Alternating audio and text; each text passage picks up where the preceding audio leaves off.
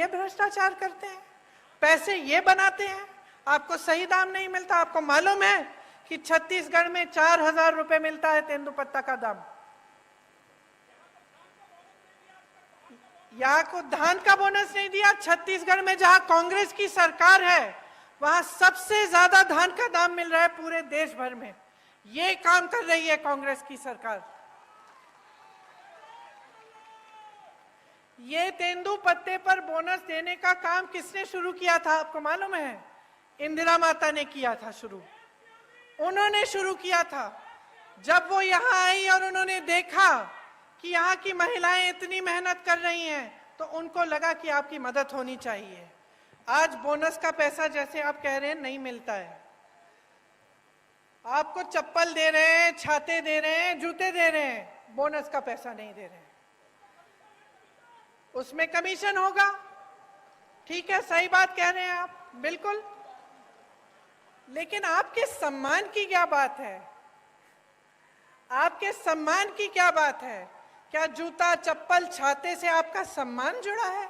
आप मेहनत करते हैं, क्या आपको अपनी मेहनत की कमाई नहीं मिलनी चाहिए? क्या आपकी मेहनत में आपका सम्मान नहीं है?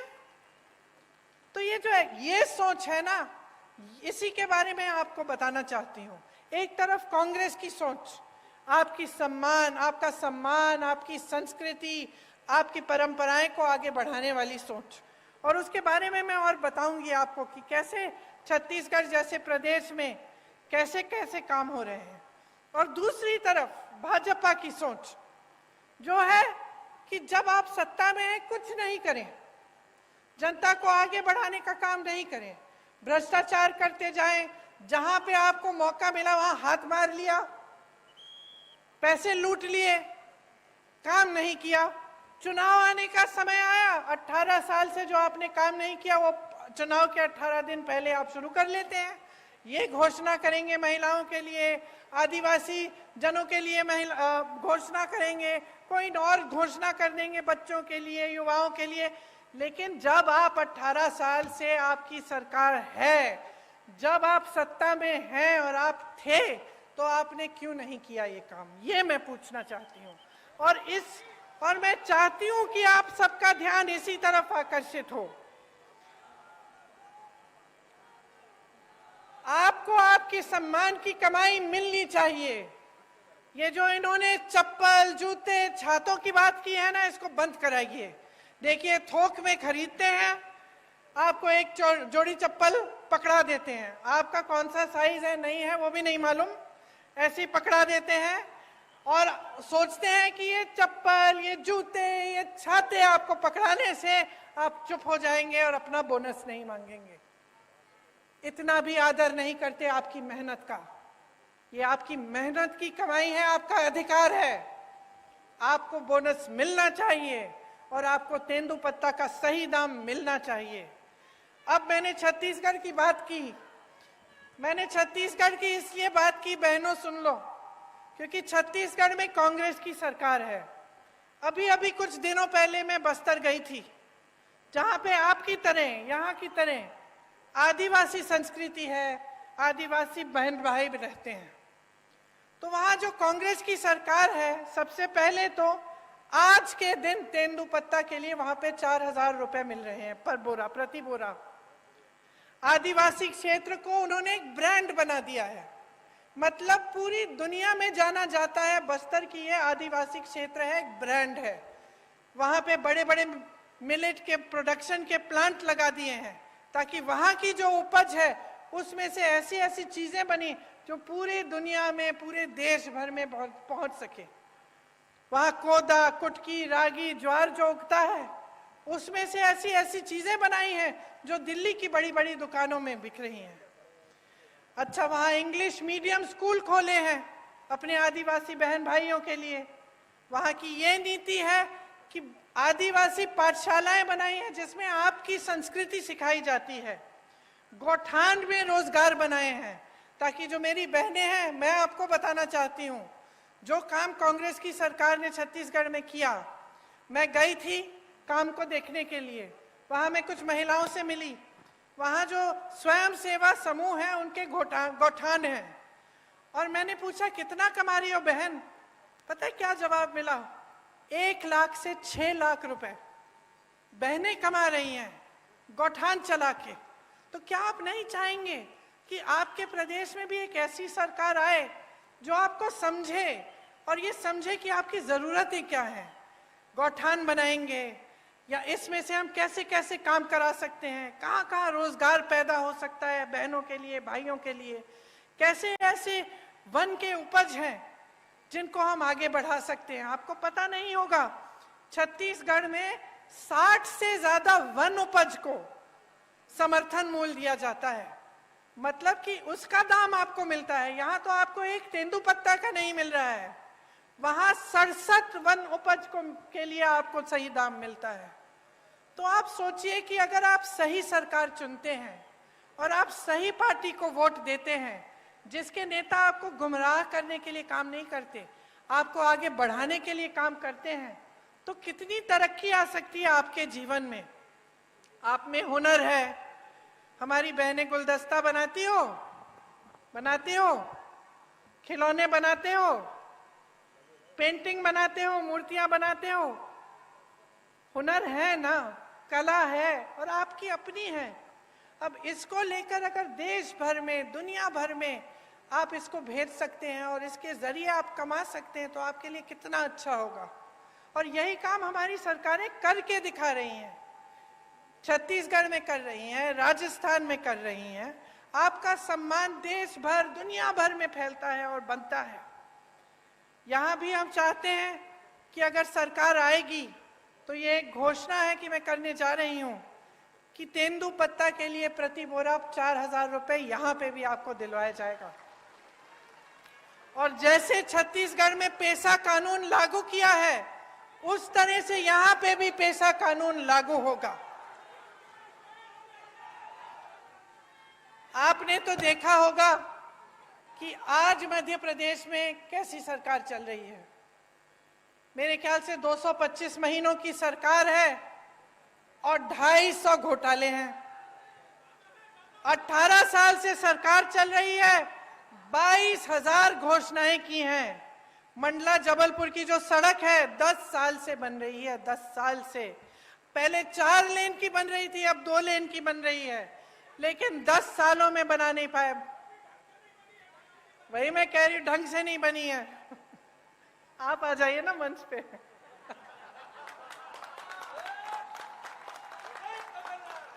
मुझे बताते रहिए। यहाँ की सड़क की तो ये स्थिति है कि गडकरी जी जो मंत्री हैं, जो सड़क बनवाते हैं, उनको आकर माफी मांगनी पड़ी आपके सामने। ये बात है, आप सोचिए। इतने सारे घोटाले, बच्चों के पोषण में घोटाला, मिड डे मील में घोटाला, सर्व शिक्षा अभियान में घोटाला, स्कॉलरशिप में घोटाला, भर्ती परीक्षाओं में घोटाला। तो बच्चों का भविष्य क्या है? आप बताइए बहन, आप ऐसे कर रही हैं, क्या भविष्य है? आप अपनी बच्चों के लिए मेहनत करती हैं कि नहीं? मेहनत करती हैं, मेहनत से उनका पालन पोषण करती हैं। तमाम दुनिया भर की समस्याएं होती है, लेकिन माँ बाप क्या चाहते हैं कि बच्चों की परवरिश ठीक ढंग से हो, बच्चे आगे बढ़े। लेकिन आपको अंधकार ही अंधकार दिख रहा है। जब आपके स्कूल में पोषण पर घोटाला हो रहा है, जब स्कॉलरशिप पे घोटाला है, जब भर्ती की परीक्षाओं में घोटाला है, तो बेचारा नौजवान करे क्या? स्कूल करता है, पढ़ाई करता है, अच्छे अच्छे अंक भी लाता है, आगे जाकर फीस भरता है, ट्यूशन करेगा, भर्ती परीक्षा के लिए तैयारी करेगा बेचारा। माँ बाप कभी कभी घर से बाहर भी भेज देते हैं, दूर कहीं पे ट्यूशन सेंटर में, किसी शहर के अंदर की, जा बेटा पढ़ ले, अच्छा भविष्य बनेगा। और फिर क्या होता है? उसमें घोटाला हो जाता है, हर स्तर पर घोटाला। तो बेचारा परीक्षा देता है, परीक्षा में पास भी हो जाता है, लेकिन नियुक्ति नहीं होती, क्योंकि घोटाला हो जाता है, सब कुछ बंद हो जाता है।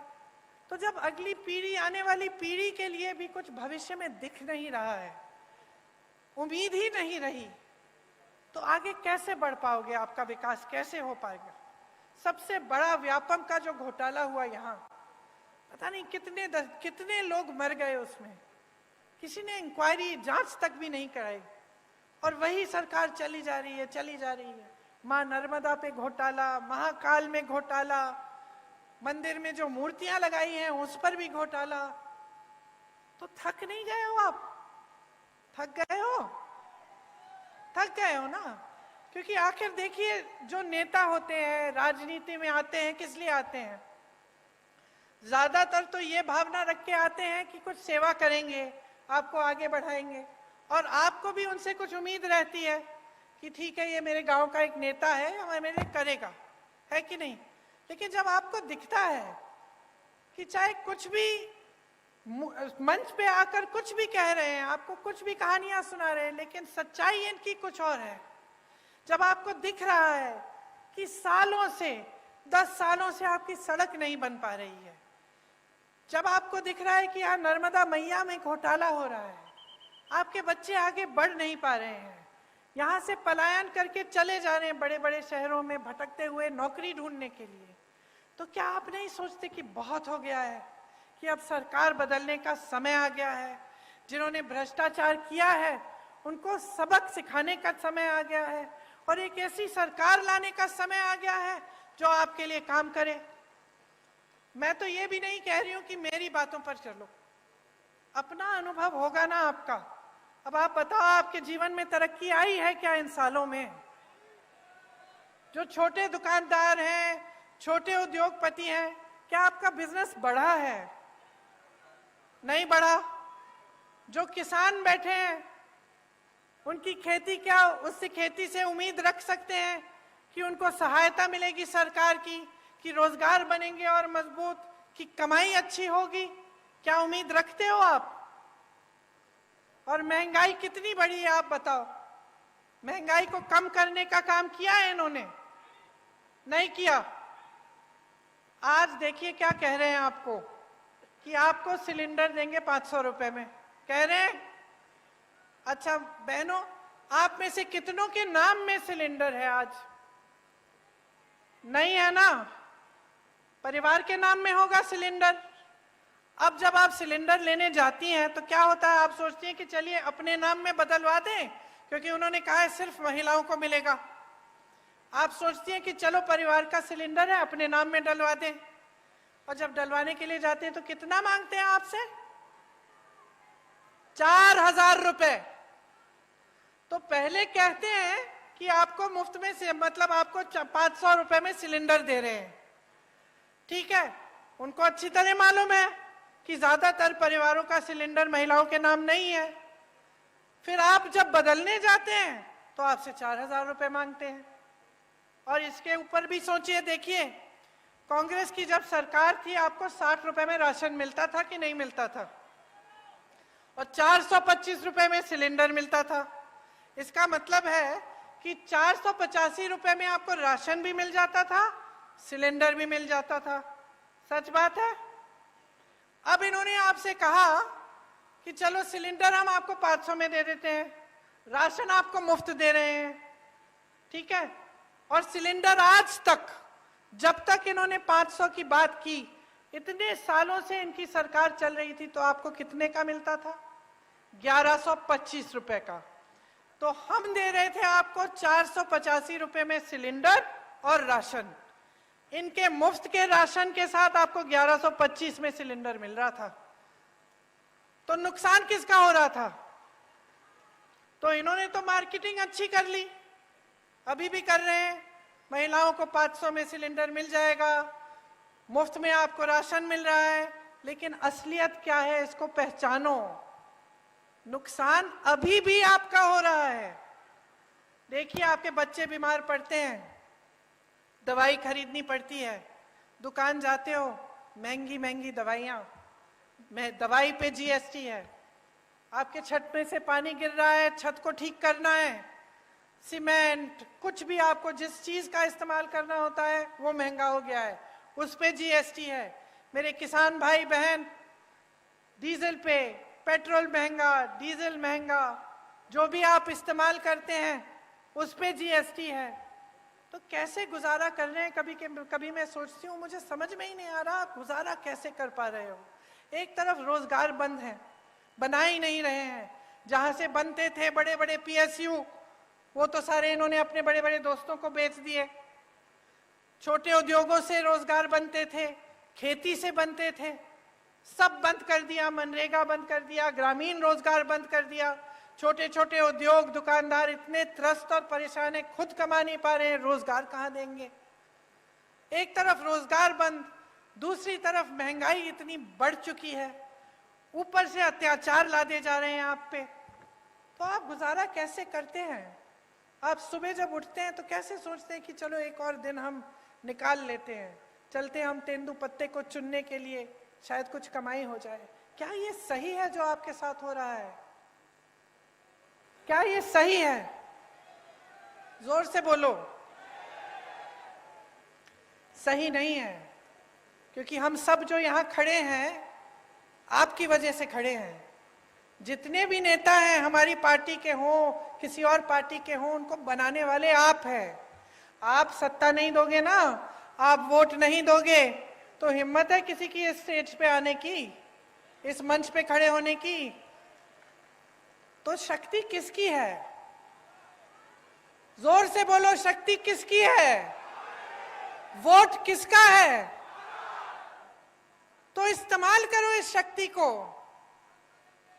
आंख मत बंद करो, जागरूक बनो, अपनी शक्ति को समझो, इसे पहचानो। ये जो खेल खेले जाते हैं आपके साथ, इनको देखो, कितने पद खाली हैं इस सरकार में। आप कहीं भी किसी भी स्तर पर देखिए, पद खाली पड़े हैं, लेकिन यहाँ के नौजवान बेरोजगार हैं। क्यों? पद पड़े हुए, पद दो, भरो उनको। नहीं, आप भर्ती के घोटाले करते हैं, भरना नहीं चाहते। आप स्वास्थ्य की व्यवस्था में देखिए, 70,000 शिक्षकों के पद खाली हैं। स्वास्थ्य व्यवस्था में हर स्तर पर 90% से ज्यादा पद खाली हैं। ये मंडला में आपका अस्पताल नहीं है आज तक। 18 सालों से सरकार है, आपको दूर दूर जाना पड़ता है जब आप बीमार पड़ते हैं। क्यों? ये सरकार तो आपने बनाई है। जैसे मैंने कहा, सत्ता आपने दी है, वोट आपका था, तो अब जिम्मेदारी भी तो आपकी बनती है। मैंने कहा, मैं इंदिरा जी की पोती हूं, एक बहुत बड़ी जिम्मेदारी है कि मैं आपके सामने सच बोलूं, कि मैं जो बातें करूं वो बातें करके भूल न जाऊं। लेकिन आपकी भी बहुत बड़ी जिम्मेदारी है। आपके भी पूर्वज इस देश के लिए शहीद हुए। जब मैं यहां आई, जब मैंने अपना भाषण शुरू किया, तो कितने नाम लिए। ये किसके पूर्वज थे? आपके पूर्वज।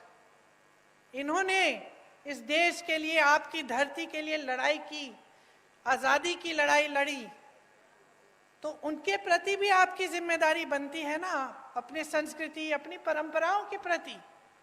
और सबसे बड़ी जिम्मेदारी क्या है कि आप ऐसी सरकार चुने जो आपके देश प्रदेश में विकास लाए और आपके लिए दिन रात काम करे।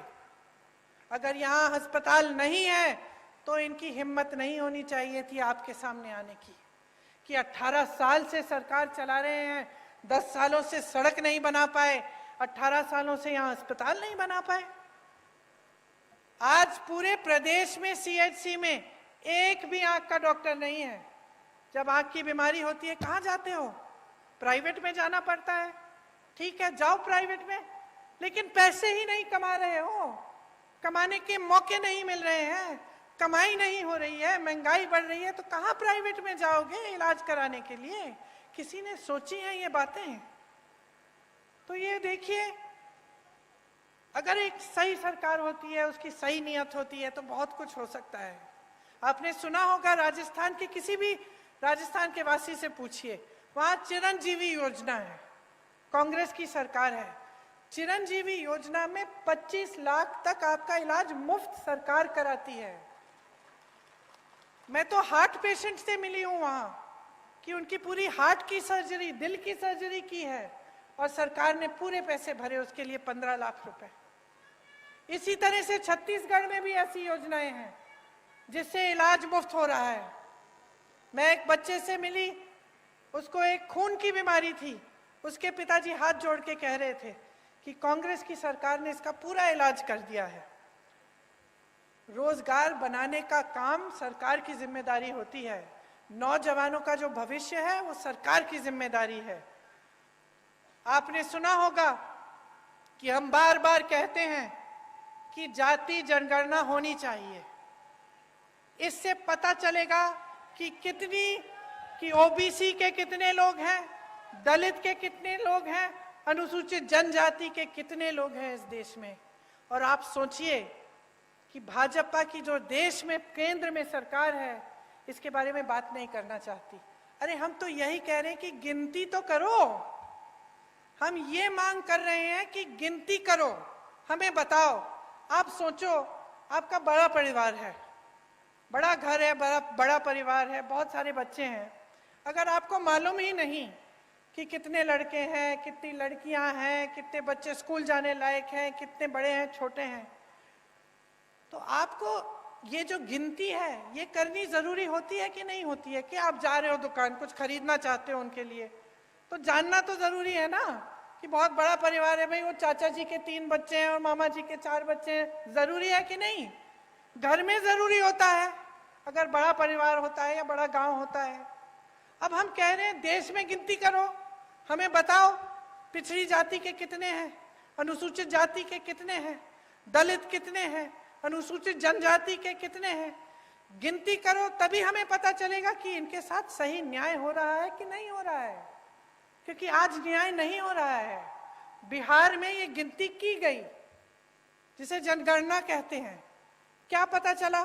84% लोग ओबीसी, दलित और अनुसूचित जनजाति के हैं, ये पता चला। अब जब देखा कि पद कितने कितने लोगों के पास है, बड़े बड़े पद, चाहे अधिकारी हो चाहे किसी भी क्षेत्र में हो, तो पता चला कि कहीं नहीं है।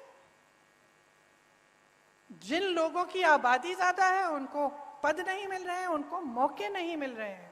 तो जब हम कहते हैं कि जाति जनगणना करो, हम सिर्फ ये कह रहे हैं कि भाई गिनती करो ताकि न्याय हो सके, ताकि जितने ओबीसी हैं उनको न्याय मिल सके, जितने अनुसूचित जनजाति के लोग हैं उनको न्याय मिल सके।